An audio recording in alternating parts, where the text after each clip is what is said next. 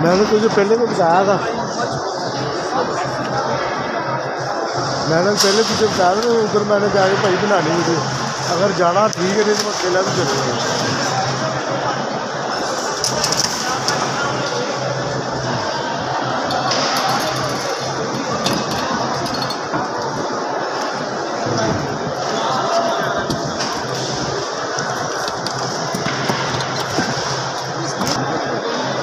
Check करें इसमें से कोई आइटम ऐसा है।